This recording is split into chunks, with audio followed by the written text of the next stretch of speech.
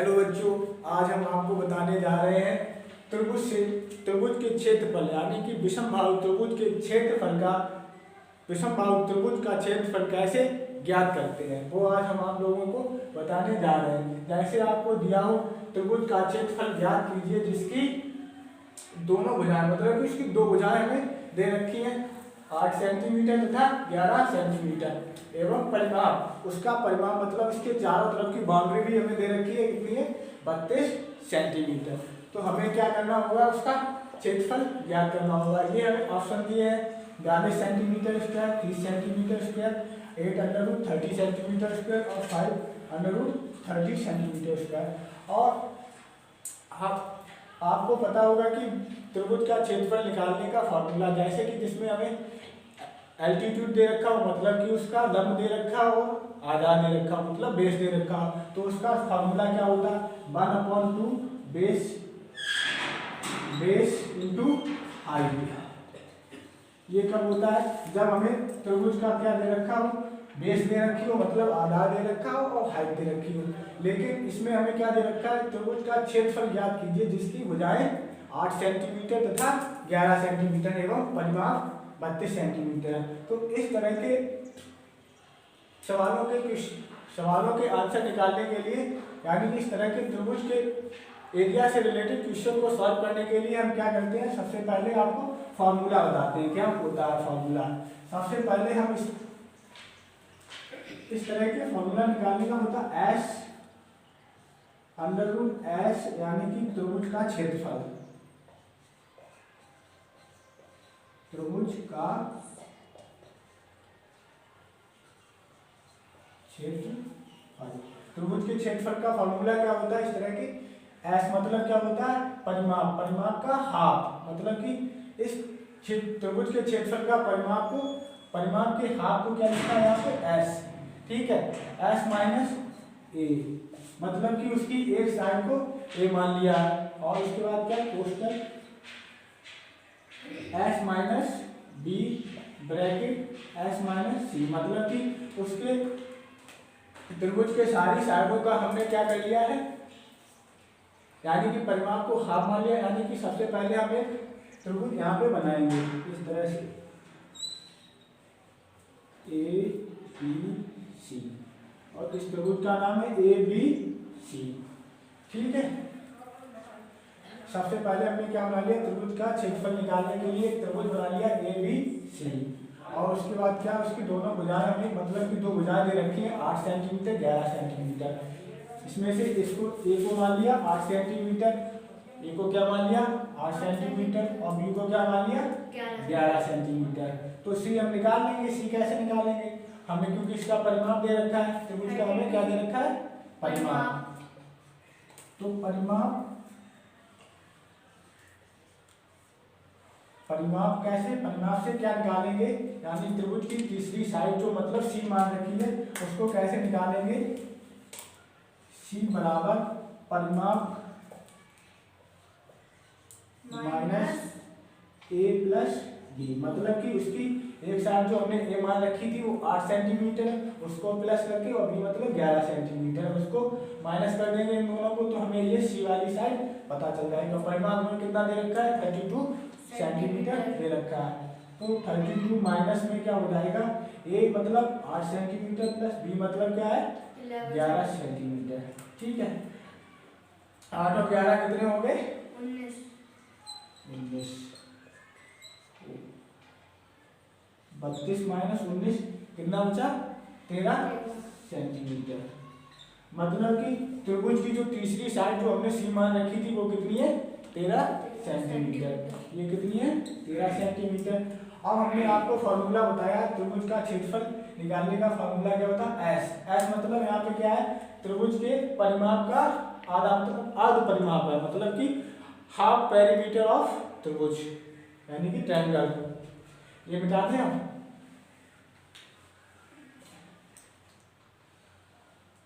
यानी कि त्रिभुज की हमने जो साइड निकाली वो कितनी है 13 सेंटीमीटर। अब जो है हम इस फॉर्मूले में त्रिभुज के क्षेत्रफल के फॉर्मूले में ये वैल्यू रखना स्टार्ट करेंगे और इसका हाफ परिमाप कितना हो जाएगा, मतलब कि हाफ परिमाप S बराबर क्या है यानी कि परिमाप का एस बराबर क्या, हाफ परिमाप अपॉन में 2। तो परिमाप इसका कितना है 32 और बटे 2, 32 को क्या कर देंगे 2 से डिवाइड कर देंगे तो कितना हो जाएगा ये 16। मतलब कि एस की वैल्यू कितनी है 16। एस के यहाँ पे क्या है अर्ध परिमाप, मतलब कि त्रिभुज का हाफ पेरीमीटर है, ये कितना है 16 और एस यहाँ पे क्या है 16। तो इस तरह से हम इसकी वैल्यू रखना स्टार्ट करेंगे। एस की वैल्यू यहाँ पे कितनी हो गई 16।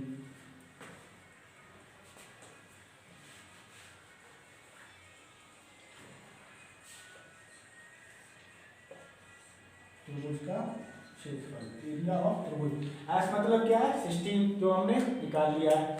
16 ब्रैकेट में क्या होगा 16 माइनस 8, ए की वैल्यू क्या है 8। उसके बाद bracket S minus B, S की वैल्यू क्या है 16, बी की वैल्यू क्या है 11। उसके बाद क्या है एस माइनस सी, एस माइनस सी, सी की वैल्यू क्या थी 13। तो एस की वैल्यू 16 माइनस 13। अब इस सबको माइनस करो, 16 में से 8 गया कितना बचा 8। उसके बाद 16 माइनस 11 कितना बचा 5। उसके बाद 16 माइनस 13 कितना बचा 3। इन सब का इंटू करना है, इन सब का इंटू करो।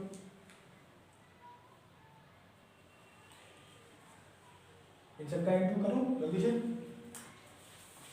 8 5 का 40, 40 इंटू 3 यानी कि 120, 16 बड़े 120। इतना तो समझ में आ गया होगा, इंटू तो करना आप लोगों को आता ही होगा। 16 इंटू 120 कितना हो जाएगा रूट का 1920।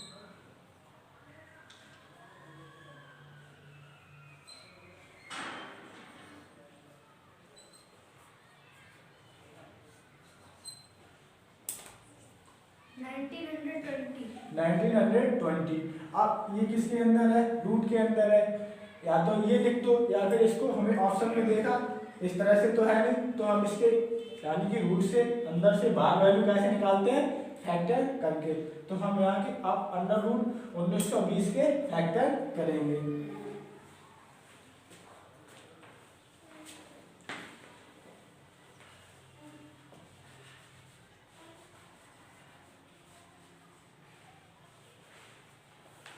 अब इधर जो है हम 1920 के फैक्टर करेंगे। 2 से जाएगा ये कितनी बार 2 6 जा 18 बचा 1 2 3 जा 2 4 जा 2 6 जा 2 9 जा 18 बचा 1 2 6 जा 12 यानी कि 6 आ गया, यहाँ बचा 0।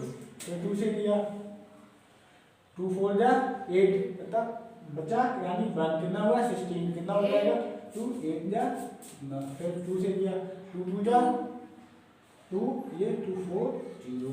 फिर 2 से किया 1 2 0। फिर 2 से किया 60।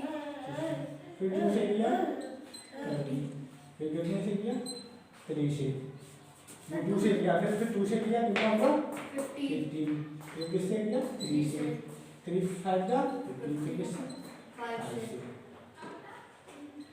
5। ये अब सॉल्व हो गया। इसके बाद जो है हम रूट के अंदर इसको इसके लिए फैक्टर्स लिख सकते हैं।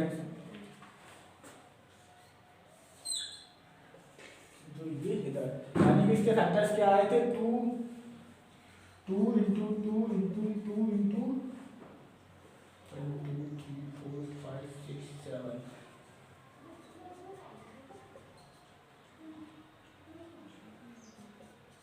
उसके बाद इसके अंदर क्या थे 3 इंटू 5 और क्या थे 3 इंटू 5।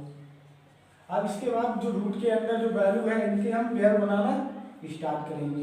एक ये पेयर हो गया, एक ये पेयर हो गया, एक ये पेयर हो गया। इसके बाद ये तो अलग इनके पेयर तो बनने ही नहीं, ना 2 का बन रहा पेयर, ना 3 का बन रहा, ना 5 का बन रहा, तो ये तो रूट के अंदर ही रहेंगे। इसके बाद जो रूट के जो पेयर बने थे वो बाहर आ जाएंगे, रूट के बाहर आ गए। तो पेयर का मतलब क्या है, दो जोड़े बनेंगे, उसके बाद एक ही नंबर बाहर आएगा, मतलब कि एक बार इसको 2 लिख सकते हैं बाहर, इसको भी एक बार लिख सकते हैं, इसको भी एक बार लिख सकते हैं। और रूट के अंदर क्या बचे, 3 पेयर मतलब 3 पेयर का मतलब इन्हें 3 बार 2 बार लिख सकते हैं। अगर 4 पेयर बनते तो 4 बार 2 बार लिख सकते हैं। और अगर मान लो 3 के पेयर बनते कितनी बार, 2 एक बार, फिर 3 का पेयर बनता तो एक बार 3 को बाहर ले सकते थे। ठीक है, अब अंदर क्या बचा हमारे पास, 2 इंटू 3 इंटू 5, 2 2 जा 4, 4 2 जा 8, और 5 3 जा 15, 15 2 जा 30, मतलब कितना आ गया, 8 रूट 30 सेंटीमीटर स्क्वायर। ये क्या था, त्रिभुज का क्षेत्रफल ज्ञात कीजिए जिसकी दोनों भुजाएं 8 सेंटीमीटर तथा 11 सेंटीमीटर एवं परिमाप 32 सेंटीमीटर दे रखा था। मतलब कि एक आइसोस्केलर ट्रायंगल था जिसका हमें क्या निकालना था, क्षेत्रफल निकालना था। अब देखो हमारा आंसर रूट में कितना आया, 8 रूट 30 सेंटीमीटर स्क्वायर, मतलब कि इसका आंसर क्या हो जाएगा, ये सी वाला ऑप्शन करेक्ट हो जाएगा। दूसरा क्वेश्चन ये है, 8 मीटर लंबाई, 6 मीटर ऊंचाई तथा 23 सेंटीमीटर मोटाई वाली दीवार का निर्माण करने हेतु, मतलब कि हमसे ये दे रखा है 8 मीटर लंबी, 6 मीटर ऊंचाई, 6 मीटर ऊंची तथा 23 सेंटीमीटर मोटाई वाली दीवार का क्या करना है, निर्माण करना है। इसमें हमें 23 centimetre into 25 centimetre into 11.5 centimetre into 6 centimetre माप वाली कितनी ईंटों की आवश्यकता होगी। मतलब कि हमसे इसमें ये पूछ रहा है कि एक दीवार हमको बनानी है जिसमें ईंट की माप दे रखी है हमें 25 centimetre into 11.5 centimetre into 6 centimetre, इस ईंट की माप दे रखी है। मतलब कि ईंट एक क्या है, घनाभ के आकार की है, और मतलब दीवार भी हमारी एक क्या बनेगी, घनाभ के आकार की बनेगी। तो हमसे पूछा कितनी ईंटों की आवश्यकता होगी इस तरह की दीवार बनाने के लिए। तो हमें इसमें क्या दे रखा है, 8 मीटर लंबाई, 6 मीटर ऊंचाई तथा 23 सेंटीमीटर मोटाई एक दीवार हमको बनानी है। अब देखो क्या दे रखी है, लंबाई कितनी दे रखी है, मतलब लेंथ दे रखी है हमको कितनी, 8 मीटर। उसके बाद हमको हाइट दे रखी है 6 मीटर, 6 मीटर, और हमको मोटाई मतलब कि इसका ब्रेथ, यानी कि ब्रेथ कितनी दे रखी है इसकी, 23 सेंटीमीटर, 23 सेंटीमीटर। अब देखना है हमें, यहीं पे गलती बच्चे कर देते हैं, क्या कर देते हैं, ये हमें 8 मीटर 6 मीटर ये सेंटीमीटर में दे रखी है, तो यहीं पे क्या होती है, गलती हो जाती है। या तो हम इस सारे को सेंटीमीटर में चेंज कर लें या फिर हम इसे मीटर में चेंज कर लें। तो हम इसको किसमें करेंगे, सेंटीमीटर में चेंज करेंगे, क्योंकि हमारी जो ईंट की जो है माप दे रखी है वो किसमें है, सारी सेंटीमीटर में है, इस वजह से हम इसको सेंटीमीटर में चेंज करेंगे। यानी कि 8 मीटर में कितने सेंटीमीटर होते हैं, 800 सेंटीमीटर, 800 सेंटीमीटर, और 6 में कितने हो जाएंगे, 600, और इसमें तो 23 सेंटीमीटर तो है। तो हम क्या करेंगे, सबसे पहले यानी कि दीवार के आयतन, यानी कि घनाभ एक तरह का घनाभ बन रहा है, घनाभ के आयतन का फॉर्मूला इसमें लगाएंगे।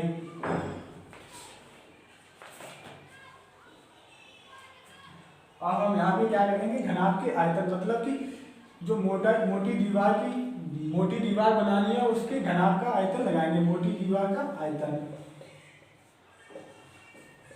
अब क्या है, मोटी दीवार का आयतन का, यानी कि दीवार किस तरह की आकार की होती है, घनाभ के आकार की होती है। तो हमें क्या है, दीवार का आयतन निकालना है, यानी कि घनाभ का फॉर्मूला लगाना है, L into B into H. अब हमें दीवार का लंबाई यानी कि लेंथ, ब्रेथ और हाइट दे रखी है, वो हमने सारी किसमें चेंज कर ली, सेंटीमीटर में। तो हम क्या करेंगे, इन तीनों का इंटू कर देंगे, यानी कि 800 into 600, 600 into 23, 4 8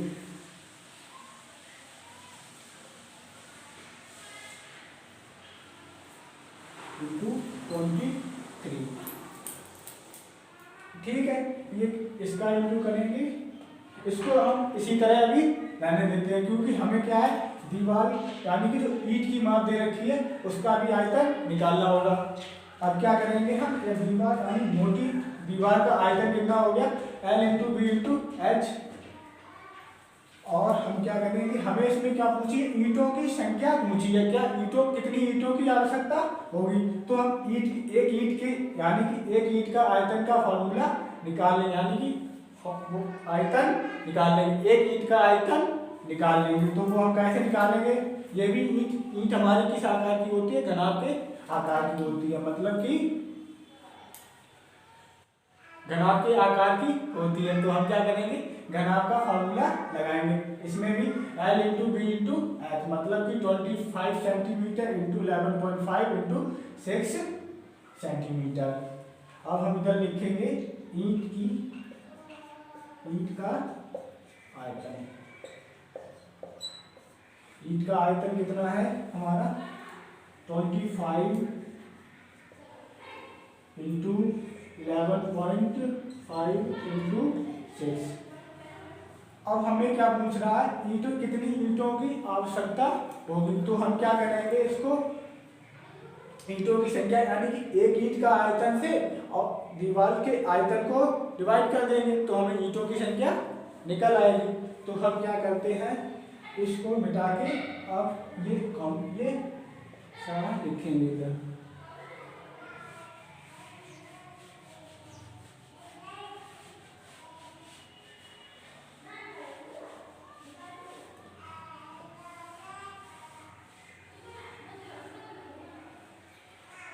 four 8 into 23 upon में क्या हो जाएगा 25 इंटू 11.5 इंटू 6।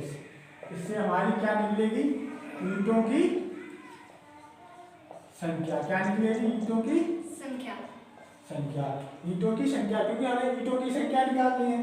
तो हमने इसको, आप लोग सोच रहे होंगे कि हमने इसका इंटू क्यों नहीं किया, हमने इसका इंटू इस वजह से नहीं किया क्योंकि इस तरह से हमें करने में, कैलकुलेशन करने में आसानी हो जाएगी, इस वजह से इसका इंटू नहीं किया था, इसको इस तरह से रखा है। अब हम इसको डिवाइड करेंगे, यानी कि 6 पंजा 6 और 6 7 जा 6 8 जा 48, कितना हो जाएगा ये 2 0 0। इसके बाद इसको हम 25 से डिवाइड करेंगे, 25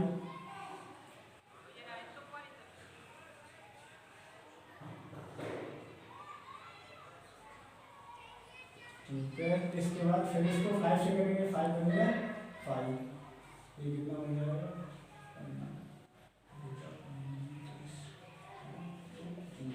यानी कि हमारे पास कितना बचा 3 2 0 0 इंटू 23 अपॉन में इसके क्या बचा 11.5। अब यहाँ से हम इस पॉइंट को हटाएंगे तो ऊपर हमारा क्या है 0 बढ़ जाएगा, या इस तरह से भी ले सकते हैं, 10 का इंटू करके 10 का मतलब क्या होगा 1 0 बढ़ेगा, अगर इसका इसमें इंटू करोगे तो इतना ही हो जाएगा, ठीक है। तो हम इसको अब डिवाइड करेंगे किससे 5 से, 5 बन जा 5 5 बन जा 10 5 3 जा 15, ये कितना होगा 5 बन जा 10 और 23 बन गया 23 बन गया 23 में कट गया ये सारा। अब कितना बचा हमारे पास बचा है 3 2 0 0 इंटू 2। अब इसका इंटू करेंगे कितना हो जाएगा 6400 0 0